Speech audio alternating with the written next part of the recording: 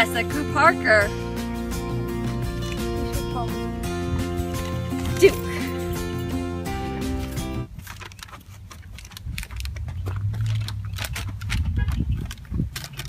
Excuse me, who are you?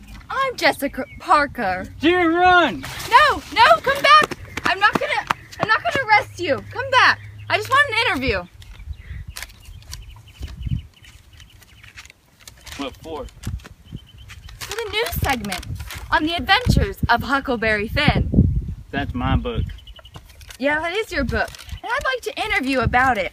So my first question is, explain your motivation for tearing up the letter and saving Jim here. This is my best bud, I heard. Well, for the short period of time I've known Jim, me and him have gotten really close. First, I admit I was a little mischievous, little 12-year-old. Over my journey with him, I really feel like I matured enough to grow close to Jim. And so what about the racial divide between you two? Because obviously you're very different races, Jim being an African American. Slaves is people too. Just because they isn't the same color as us, doesn't mean they ain't people.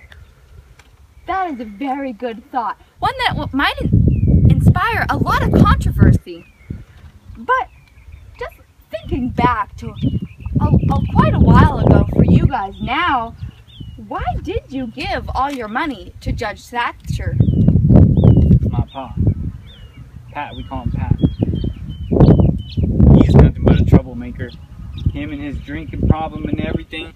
I knew that's all he wanted to come back to me for, so why not give it to Judge Thatcher?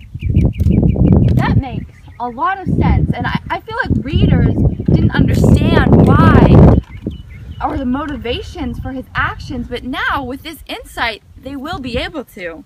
So how do you feel, and you touched on this earlier, how do you feel about slaves? Slaves. They get treated so poorly. Their owners has no respect for them. Right, Jim? Right, Jim? Right. Right, Miss Watson ain't got no respect for you. No respect at all. She was considering selling him to make some quick money.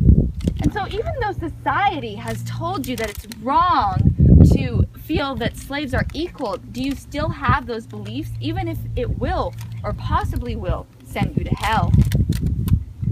Not at all. As long as I'm here with my best bud, Jim, my life is perfect. So, how did you feel after you played that prank on your good bud Jim here, and he got bitten? It hurts so bad. Oh, well, Jim, I wasn't looking to hurt you or nothing. Oh, I know. You know, I'm just a 12-year-old and everything.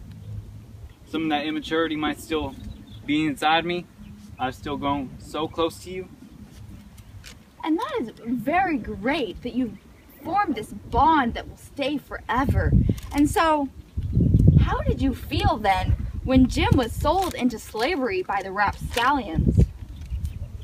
Why, gee, I don't know how to react. The thought of my best bud going back to his old life, I just couldn't take it anymore. And so, if that's true, then why did you essentially lie to Jim and allow him to think that the king and the duke were actually royalty? Jim being my best bud and all, I felt it would have saved him some stress, you know? And that's a very good thought. And we'll touch up on this more later, but for now we're going to go to a commercial break. I'm here with Jim from the popular novel, The Adventures of Huckleberry Finn, to talk to him about his experiences on the river. My first question for you is, if you could have one thing other than your freedom, what would it be and why? Well, you know, I think I'd like to have my family reunited back together. That's a real novel thought. And how did you feel when you thought Huck was lost in the fog?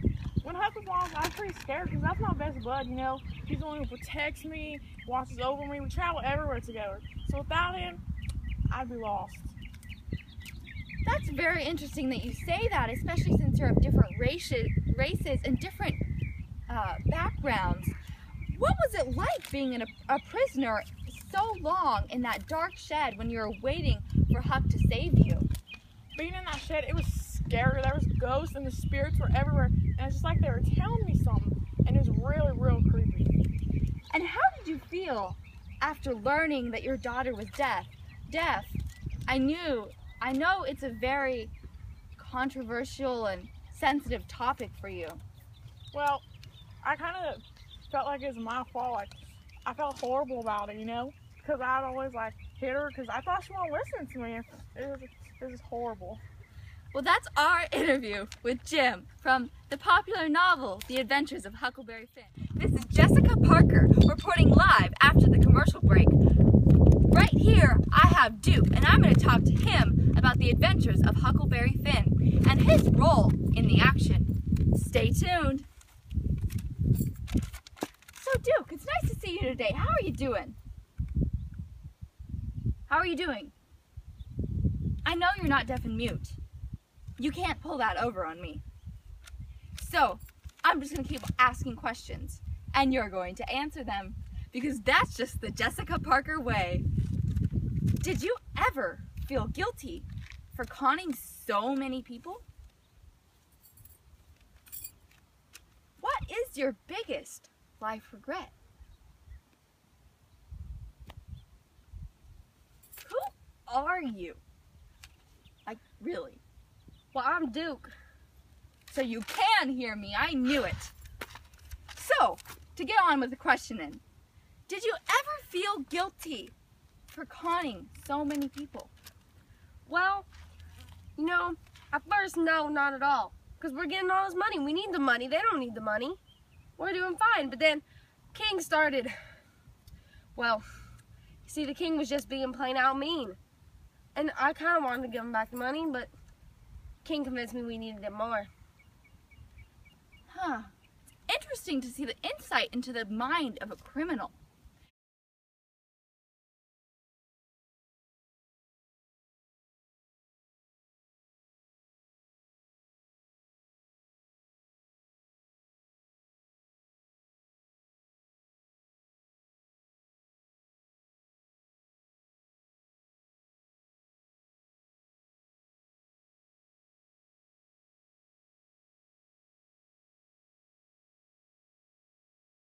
So, my next question is, what is your biggest